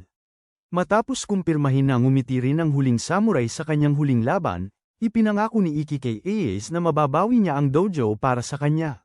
Naghahanda siya ng bagong techniques habang sumusugod kay Kurado. Nang mapansin ang pagbabago sa enerhiya, agad binago ni Kurado ang kanyang sandata sa mas mapanganib na anyo, at inihagis din ito kay Iki. Sa kanyang pagkagulat, imbes na umilag gaya ng dati, direktang sumugod si Iki sa kanya habang inihahanda ang kanyang techniques. Maya-maya ay napagtanto niya mula sa tindig ni Iki na ang techniques na sinusubukan nitong gawin ay siya ring ginamit ni Kito upang talunin siya. Sinubukan niyang paigtingin ang kanyang atake, ngunit wala itong saysay dahil napinsala siya ni Iki kaagad. Sa pagwawagi sa duelo, si Ace, na nakakilala sa techniques, ay nagtanong kung paano ito nagawang maisakatuparan ni Iki ng perpekto. Pagkatapos ay ipinaalala ni Stella sa kanya na si Iki ay may natatanging teknik, na nagbibigay kakayahan sa kanya na kopyahin ang mga teknik ng ibang tao, at na nakita niya itong gawin minsan sa kanilang mga sesyon ng pagsasanay. Sugatan si Kurado, tinanong si Iki kung ano ang pangalan niya habang papalabas. Pagkatapos ay sinabi niya kay Iki na tatapusin nila ang kanilang laban sa paligsahan habang tuluyan siyang umaalis sa dojo. Pagkaalis ni Kurado, humingi ng paumanhin si Ace kay Iki, na sinasabing siya ay hindi karapat-dapat ipagpatuloy ang estilo ng espada ng kanyang ama. Ngunit sinabi ni Iki sa kanya na salamat sa kanyang pagsasaulo ng estilo ng espada hanggang sa huling pulgada kaya siya nanalo. Pagkatapos ay tinitiyak niya rito na siya ang tunay na tagapagmana ng huling samurai. Di nagtagal pagkatapos niyon, habang magkasama sina Iki at Stella na nakaupo sa isang parke, pinag-usapan nila kung paano inamin ni Ace ang pandaraya sa laban niya kay Iki, na nagresulta sa diskwalipikasyon niya mula sa labanan para sa seleksyon at sa pagsuspinde sa kanya sa paaralan sa loob ng 10 araw. Makalipas ang ilang sandali, nakatanggap sila ng text mula kay Ace na nagsasaad na sa wakas ay nagkamalay na ang kanyang ama. Habang inaalala ang sunod-sunod na magagandang bagay na nangyayari sa kanilang paligid, sinubukan ni Iki at Stella na magkaroon ng sandali para sa magkasintahan, ngunit naabala sila ni Shizuko at Alice, na lumitaw mula sa asul para asarin sila. Matapos manalo ng 12 sunod na laban sa mga labanan sa pagpili, biglang sinabi ni Kurono kina Iki at Stella na maglalakbay sila sa Okatama para sa pagsasanay. Dahil sila lang ang napili, agad inakala ni Stella na ito ay isang bakasyon lamang para sa kanilang dalawa. Kaya naman natuwa siya sa ideya na sa wakas ay magkakaroon sila ng walang istorbo na oras ng mag-isa kasama si Iki. Samantala, galit na galit si Shizuko dahil hindi siya nakatakdang sumama sa kanila, kahit nanalo rin siya ng 12 sunod na laban. Ngunit pinakalma siya ni Alice, tinitiyak sa kanya na malamang ay hindi ito mangyayari sa paraang siya'y iniisip ito. Matapos ang mahabang biyahe sa bus, sa wakas ay dumating sina Iki at Stella sa kabundukan, umaasa sa isang mapayapang pahinga. Habang sila ay patungo sa lokasyon, binanggit ni Stella ang mga usapan tungkol sa kung paano sila sa wakas ay parang tunay na magkasintahan. Doon ay nagsimulang isipin ni Iki ang matinding pagnanais na matagal na niyang gustong isakatuparan kasama si Stella, ngunit hindi nagkaroon ng pagkakataon, ngunit biglang naputol ang kanyang pag-iisip nang mapansin niya ang isang grupo ng mga tao na nakatayo sa di kalayuan mula sa kanila.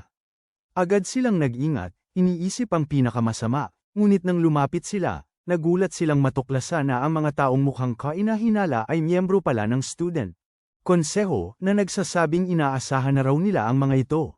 Salungat sa kanilang inaasahan, agad na nasangkot sina Iki at Stella sa paglilinis at paghahanda ng isang malaking lodge para sa isang paparating na kampo ng pagsasanay para sa mga kinatawan ng estudyante. Halatang nadismaya si Stella nang mapagtanto niyang ang tinatawag nilang bakasyon ay isa lang palang libreng paggawa na nagkunwari bilang isang biyahe. Matapos ang ilang oras na masusing paglilinis ng buong gusali, iminungkahi ni Stella kay Iki na samahan siya upang tingnan ang isang talon. Nang marinig ang tungkol dito, sinubukan ng ibang miyembro ng konseho na sumama, ngunit pinilit niya na si Iki lamang ang makakasama niya, kaya agad nilang nakuha ang mensahe. Kasabay nito, bumalik si Shizuko sa tahanan ng mga Kurogane matapos makatanggap ng liham na di umano'y mula sa kanyang ina. Dahil labis niyang kinamumuhian ang kanyang ama, nang dumating siya, mukha siyang labis na balisa. Ngunit nang makita niya ang kanyang pusa, nakatulong ito para kumalma siya. Di nagtagal matapos siyang dumating, ipinatawag siya ng kanyang ama sa kanyang silid. Samantala, habang naglalakad sina Stella at Iki patungo sa malayong talon, biglang nagsimulang kumilos ng kakaiba si Stella. Nagtanong si Iki tungkol dito, ngunit binaliwala niya ang kanyang pag-aalala, sinisigurado sa kanya na maayos lang siya. Ngunit unti-unting lumala ang sitwasyon habang nagsisimula siyang makaramdam ng panghihina at lagnat ng sabay-sabay. Dahil halatang nilalaktawan niya ang klase sa biology, tinanong niya si Iki kung ang mga sintomas na nararanasan niya ay resulta ng halik na ibinahagi nila ilang araw na ang nakalipas, na nagpapahiwatig na baka siya ay buntis. Ngunit tiniyak ni Iki sa kanya na hindi ganoon yun. Sinabi niya na malamang ay sinipon siya, na ikinagulat niya, dahil hindi pa siya sinisipon noon. Nagpasya si Iki na ibalik siya sa kampo, ngunit bago pa sila makalayo ng sapat, biglang umulan ng malakas. Dahil lumalala ang kondisyon ni Stella, napilitan siyang maghanap ng alternatibo. Sa paglinggo-lingga, nakakita si Iki ng inabandonang kubo sa bundok malapit doon, kaya nagpasya siyang dalhin si Stella. Doon, nang hindi nila nalalaman, pinagmamasdan sila ng isang kainahinalang lalaki na nakatago sa mga puno. Pagpasok sa kubo, mabilis na nagsindi ng apoy si Iki para panatilihing mainit sila.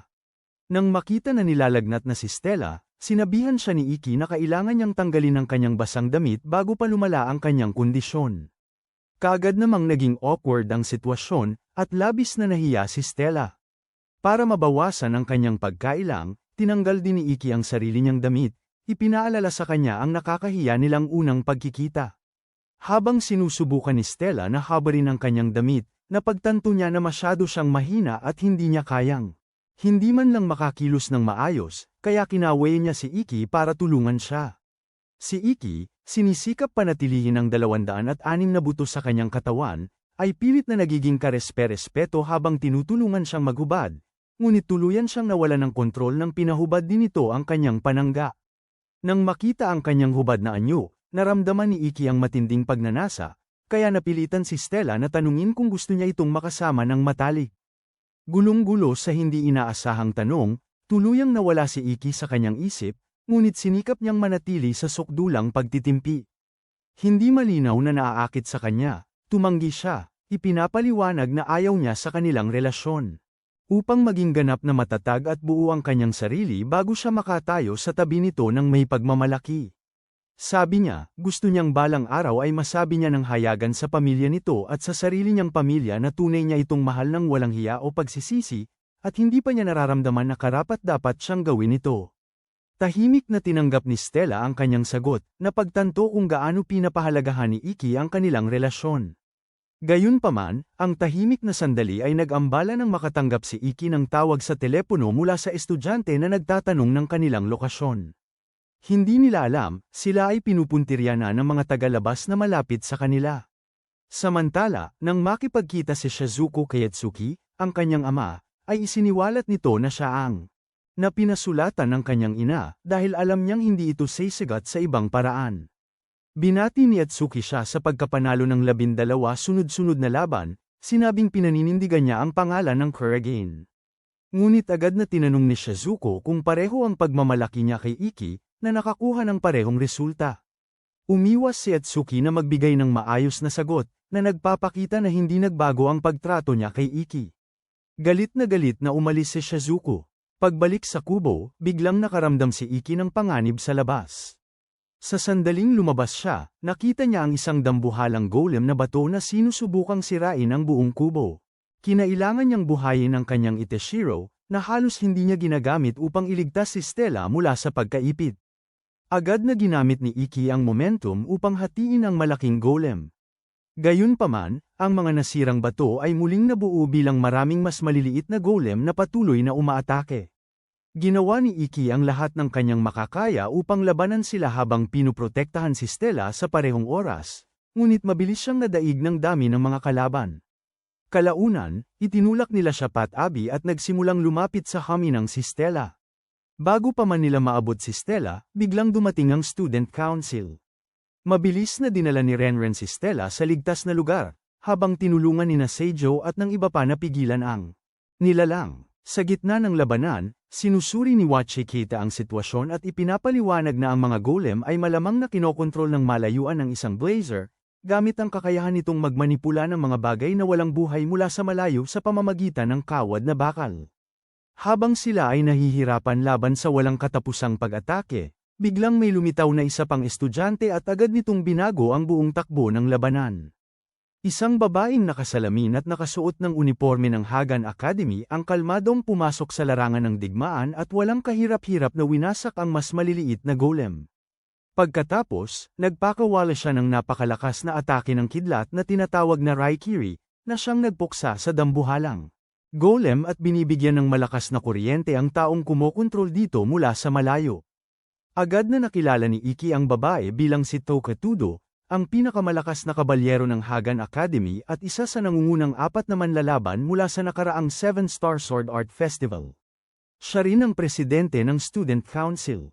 Sa ibang lugar, ang taong nasa likod ng pag-atake ay nabunyag na konektado sa isang misteryosong lalaki na nakasuot ng pulang damit, nagpapakita na hindi nga raw basta-basta ang pag-atake. Kinagabihan, nakatanggap si Shizuko ng abiso na nagsasabing ang susunod niyang kalaban sa duelo ay walang iba kundi si Toka. Naaalala ni Shizuko ang kanyang kabataan sa pamilya Kurogane.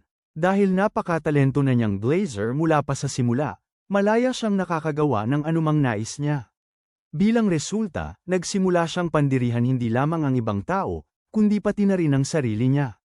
Nagbago ang lahat ng isang araw, sinampal siya ng isang batang Iki, at isiniwalat ang isa sa kanyang mga maling gawa. Bagaman siya ay labis na pinarusahan ng mga matatanda dahil doon, nagpasya si Shizuko mula noon na anuman ang mangyari, susundin niya ang kanyang minamahal na kapatid, na walang kamalay-malay sa tunay niyang sitwasyon. Nang gabing yun, nagbasa sina Stella, Iki, at Alice mula sa isang artikulo sa pahayagan na naniniwalang ang papel na bato na umatake sa kanila ay isang totoong buhay na higanti, na tila malayo sa katotohanan. Sinabi ni Iki sa kanila na kahit na matapos ang masusing imbestigasyon, hindi pa rin nila natuklasan kung sino ang nasa likod ng pag-atake. Ang kanilang usapan ay lumipat sa nalalapit na laban ni Shizuko kay Toka. Nagpahayag si Stella ng pag-aalala para kay Shizuko, dahil naniniwala siyang si Toka ay isang mapanganib na kalaban para sa kanya, bilang isang gumagamit ng kidlat. Ngunit itinuro ni Alice na kayang manipulahin ni Shizuko ang mga dumi sa tubig para hindi ito mag-conduct kuryente na bahagyang nagpapagaan sa pakiramdam niya. Gayunpaman, kitang-kita pa rin ang pag-aalala ni Iki, dahil alam niyang hindi magiging madali ang laban, at ayaw niyang magtamo ang kapatid niya ng malubhang pinsala. Samantala, si Shizuko, na lubos na binabagabag ng kanyang mga iniisip, ay nagpasya na maligo. Nilapitan siya ni Stella, na nagpahayag ng kanyang pag-aalala, sinisikap siyang pakalmayin, pero dahil sa galit ni Shizuko, napilitan siyang lumayo. Pagkaalis niya, dumating si Alice at inilabas si Shizuko upang mag-usap. Sinabi niya kay Shizuko kung gaano nag-aalala ang iba para sa kanya, na nagtulak sa kanya na gustuhin. Upang mas makapanalo pa, nakikita kung gaano kalala ang pagtrato kay Iki ng iba pang miyembro ng pamilya, Siya ay nagkaroon ng sariling pasya na magpakalakas ng sapat upang makipaglaban sa tabi niya. Kinabukasan, sa wakas ay nagsimula ang laban, at ang parehong kalahok ay sinalubong sa ring ng tagapagbalita, na nagpakilala rin kay Nene bilang komentarista, na walang gaanong interes. Sa simula ng laban, walang isa man sa mga kalahok ang gumalaw, dahil pareho nilang nauunawaan kung gaano kritikal ang sandali.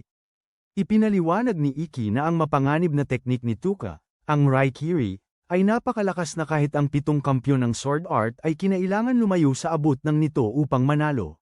Bilang resulta, naniniwala siya na gagawin ni Shizuku ang lahat ng makakaya niya upang manatili sa labas ng abot ni Tuka, habang nakatuon sa malalayong atake. Unang gumalaw si Shizuku, gamit ang kanyang 2 doujin ng tubig, ang kanyang teknik sa tubig upang lumikha ng isang malaking katawan ng tubig na kanyang ibinato kay Tuka. Gaya ng inaasahan, madali itong binaybay ng henyo ng kidlat habang sinusubukan niyang lapitan ang agwat. Ang matalinong si Shizuku ay patuloy na naglulunsad ng mas maraming malalayong atake habang ginagamit niya ang pagkakataon upang makakuha pa ng mas malaking distansya. Kalaunan, nakalikha si Tuka ng pagkakataon, ngunit sa sandaling susugod siya kay Shizuku, nagyelo ni Shizuku ang nabuong tubig, tinatakpan ang buong arena ng yelo at nagpapahirap sa paggalaw. Mga binti ni Tuka, pagkatapos ay nagpakawala siya ng sunod-sunod na pag-atake ng yelo, ngunit madaling nilusot ni Tuka ang mga ito. Ipinagpatuloy ni Shizuku ang kanyang pag-atake, nagpakawala ng mga bugso ng tubig, ngunit madaling hinarang ni Tuka ang mga ito. Sa isang sandali ng pag-aalinlangan, biglang tinamaan si Shizuku. Kalaunan ay nabunyag na isa itong clone ng tubig, ngunit sa kabila nito, bahagya pa ring nasugatan si Shizuku ng talam ni Tuka. Pagkatapos ay naramdaman niya na may kakaiba, dahil tila hindi lang perpektong hinuhulaan ni Tuka ang kanyang mga galaw, kundi binubulabog din ang kanyang paningin at oras ng pagtugon. Pagkatapos ay nagpakawala si Tuka ng mabilis na pag-atake, lubusang dinaig ang depensa ni Shizuku.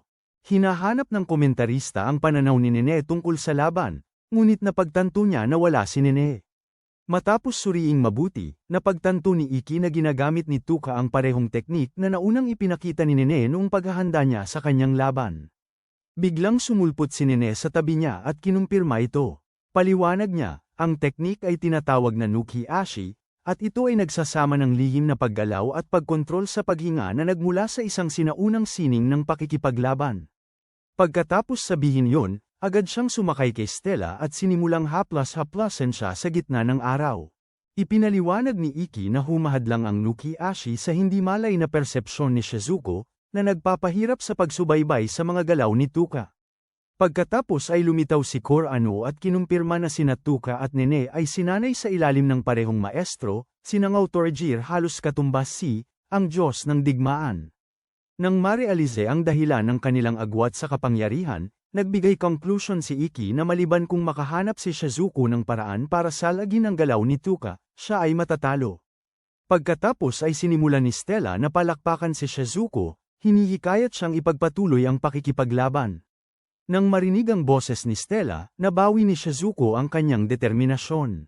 Hindi man niya aminin na antig siya sa suporta. Agad niyang pinagaling ang kanyang mga sugat gamit ang pagmamanipula ng tubig at naghanda na gamitin ang kanyang alas, determinadong makamit ang 7 Star Sword Art Festival kasama ng lahat.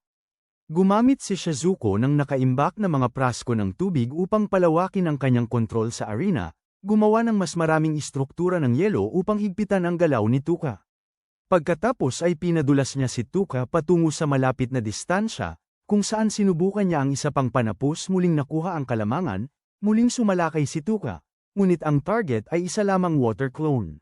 Maraming clone ang lumitaw sa buong larangan ng digmaan, bawat isa ay sumusugod kay Tuka gamit ang malalakas na atake ng tubig.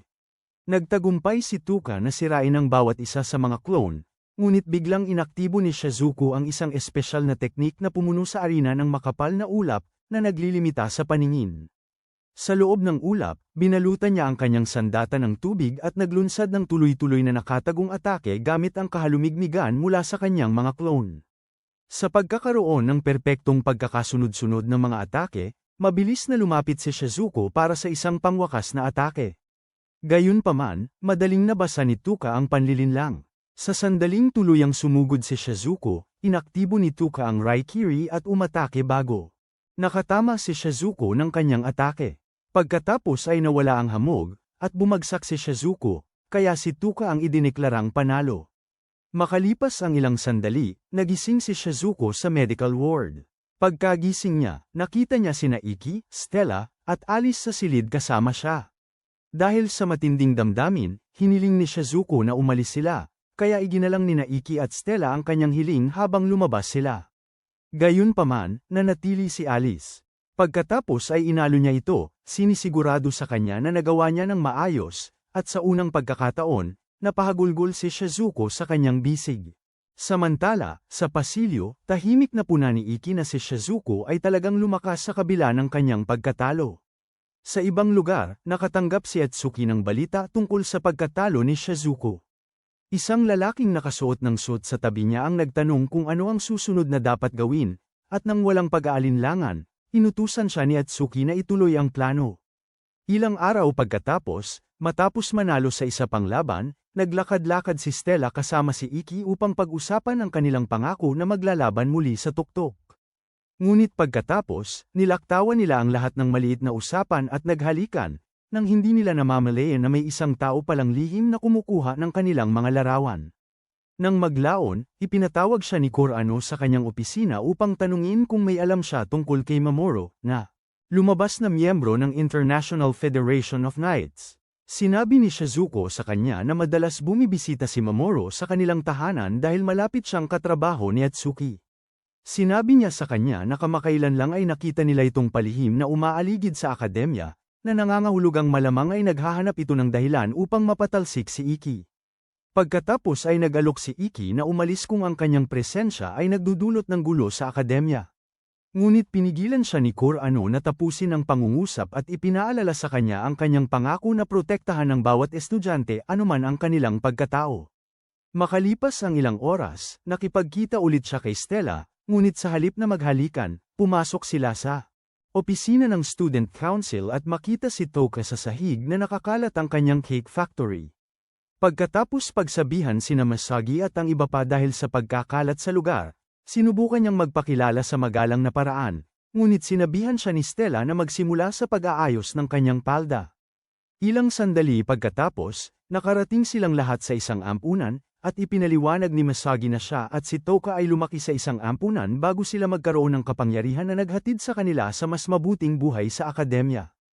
Habang ginugugol nila ang natitirang bahagi ng araw sa pakikipaglaro sa mga bata at pagpapakain sa kanila, napansin ni Iki ang isang kakaibang pakiramdam ng kaligayahan mula kay Toka at kalaunan ay tinanong si Masagi, na siyang nagpaliwanag na ang pag-aalaga sa mga ulila ang pinagmulan ng kanyang kapangyarihan at motibasyon.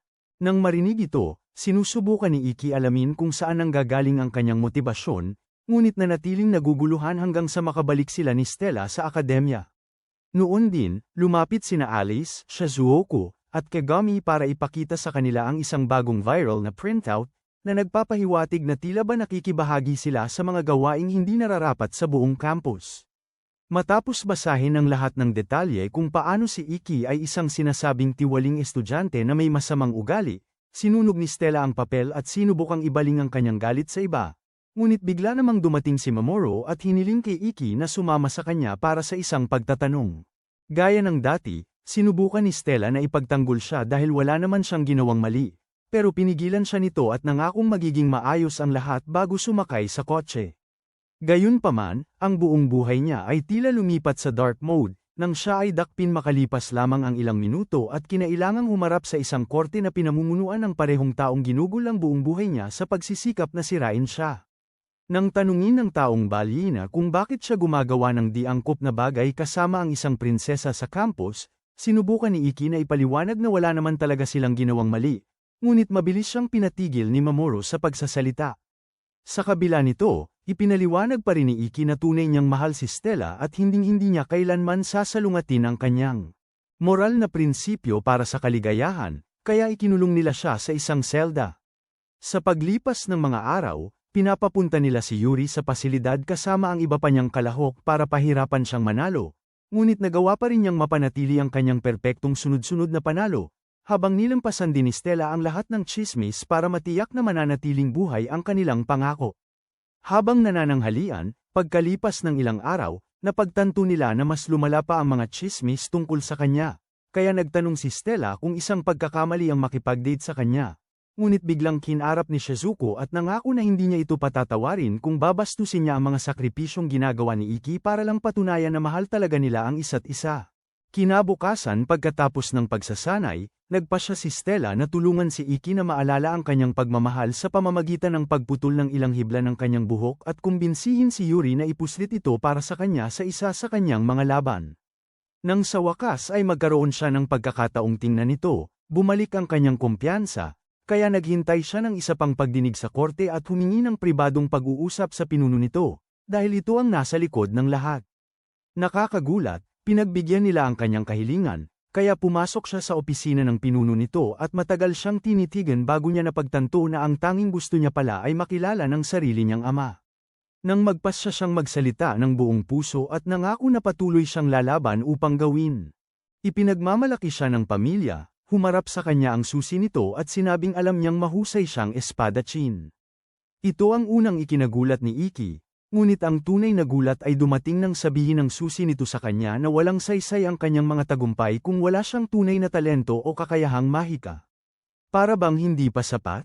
Patuloy niyang ipinaliwanag na wala na siyang hinanggad kundi ang manatiling isang hamak na tao si Iki dahil ang kanyang pagkahumaling sa pagkamit ng isang dakilang bagay ay magiging dahilan lamang upang maniwala ang isa pang grupo ng walang kapangyarihang mga hamak na tao na mayroon silang pagkakataon. Pagkatapos ng ilang minuto pa ng pananakit ng salita, napagtanto ni Iki na gayunpaman hindi siya ay saysay sa pamilya at nagsimulang umiyak. Ngunit ang susi nito ay nagpabalik sa kanyang pwesto upang ipagpatuloy ang pag-uulit ng parehong matinding labanan.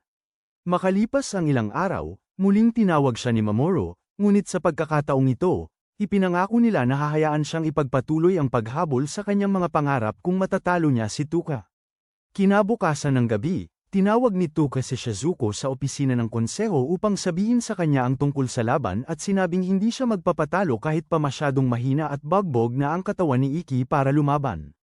Pagkatapos ay hiniling niya kay Shizuko na subukang kumbinsihin siyang sumuko sa laban dahil yun lamang ang tanging paraan upang makalabas sa posibleng paglagda sa kanyang sariling kapahamakan. Ilang minuto ang lumipas, bumalik siya sa kanyang silid at sinabi kay Alice ang lahat bago humingi ng kanyang opinyon. Sinabi lang niya na siya lang ang may kakayahang gumawa ng desisyong yun, at dapat niyang sundin ang kanyang puso. Habang nalilito si Shizuko dahil ang huling laban na ito ang magtatakda ng kapalaran ng mga pangarap ni Iki, nagtataka si Tuka kung magiging proud siya kung mananalo siya kay Iki at makakapasok sa Nationals. Tinanong niya si Yuta para sa kanyang opinyon, at sinabi nito sa kanya na kahit na inayos ng mga matatanda ang laban pabor sa kanila, dapat siyang lumaban sa paraan na magiging ipinagmamalaki niya. Nang gabing yun, nag-ensayo si Stella ng baliw na baliw habang iniisip si Iki, na nawawala ng pag-asa tungkol sa kung saan nasukol siya. Kinabukasan, dumagsa ang bawat estudyante sa campus sa gitnang arena habang nagsisimula ang mga huling laban upang matukoy kung aling mga estudyante ang kakatawan sa akademya. Gayunpaman, hindi tulad ng lahat ng iba pang laban bago ito. Lalong tumindi ang kasab-ika ng mga estudyante habang naghihintay silang makita sina Tuka at Iki na umakyat sa entablado para sa marahil ay pinakamatinding duelo sa kasaysayan ng akademya. Habang patuloy silang nag-uusap tungkol sa kung sino ang mananalo, nakita ni Nene at Kurono ang maraming news helicopter na naghihintay upang i-broadcast ito at napagtanto nilang inayos ni Mamoru ang lahat upang ipahiya si Iki. Maya-maya, isang matandang lalaki na nagngangalang Danjo ang sumulpot para manood ng laban kasama sila. Ngunit nagulantang si Nina nang makita siya dahil siya pala ang kanyang guro. Nang aminin niya na si Iki ang pangunahing dahilan kung bakit siya dumating para manood, tinanong ni Mamoru kung dahil ito sa matagal ng alitan sa pagitan ng kanilang mga pamilya. Sinubukan nilang lahat na baliwalain siya na parang isang hindi gustong patalastas hanggang sasabihin niya na automatikong matatalo si Iki sa laban kung hindi siya susulpot sa susunod na ilang minuto. Nang marinig ito, agad na tinanong ni Kurono kung bakit hindi nila siya dinala mula sa pasilidad tulad ng ipinangako, ngunit iginiit ni Mamoru na wala silang kinalaman dito dahil bigla siyang umalis sa kanyang sarili. Sa panahong yun, si Iki, na nagkaladkad ng sarili sa kalsada, ay nagsisimulang mawala sa katinoan habang nahahati ang kanyang isip at nagiging pinakamatinding kalaban niya. Ngunit, pagkatapos tumanggi na makinig sa madilim at mapanira sa sariling tinig, Bumagsak siya sa mga bisig ni Shizuko at nakita ang lahat ng kanyang tagahanga na nagpapalakpakan sa likod nito. Nang ipakita rin sa kanya ni Stella ang medalya na nakuha niya sa pagiging kwalipikado para sa nationals, nabawi niya ang kanyang kumpiyansa at nagpasya na ipagmalaki siya sa pamamagitan ng pagtalo kay Tuka. Sa puntong yun, narinig ni Tuka ang lahat ng mga estudyanteng nagpapalakpakan at bumangon upang lumaban, kaya ninais ni Misagi na siya ay swerte bago siya magtungo sa arena para harapin si Iki. Nang makitang nakapasok pa rin siya, pinipigilan ni Mamoru ang kanyang galit habang si Alice, na nakapasok din sa nationals, ay sumama sa mga babae upang manood. Bago magsimula, sinabi ni Tuka kay Iki na hindi siya magpapadali kahit na magbigay sa kanya ng hindi patas na kalamangan ang kanyang mga pinsala, ngunit sinabi ni Iki na hindi ito magiging problema at ipinangakong tatalunin niya ito. Pagkasama niya ng kanyang espada, inaktibo niya ang kanyang trump card, at agad na tinanong ni Shizuko kung nawala na siya sa kanyang katinoan dahil palagi niya itong iniipon para sa huling atake, ngunit sinabi ni Stella, huwag mag-alala dahil balak niyang puwersahang manalo. Napansin ito ni Iki at nagpasya rin na gamitin ang kanyang pangwakas na galaw, ngunit pagkasugod nilang dalawa, ikinumpermiso ni Iki ang kanyang sariling katawan at bawat patak ng enerhiya upang lampasan ang kanyang hangganan. Sa sumunod na sandali, natahimik ang lahat sa arena at nanood ng gulat habang nababasag ang espada ni Tuka bago siya mawala ng malay. Matapos itaas ni Iki ang kanyang kamay upang tanggapin ang tagumpay, tuluyang nawala sa sarili si Mamoru at tumakbo palabas upang wakasan ang buhay niya sa harap ng lahat. Ngunit pinalayo siya ni Stella ng malakas na parang walang kwentang bowling ball. Bago tumakbo papalapit upang yakapin si Iki. Habang pinapanood ni Shizuko at ng iba pa ng may pananabik at sinasayahan siya, bigla niyang tinanong kung gusto nitong makasama siya habang buhay, na nagdulot ng panibagong alon ng pagkagulat na kumalat sa buong arena.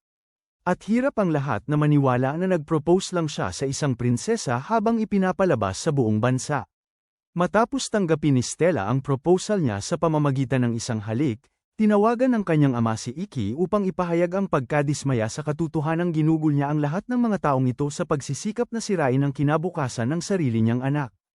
Pagkalipas ng ilang araw, ipinakilala ni Tuka sina Iki at ang lahat ng iba pang nanalo bilang mga kinatawan ng akademya.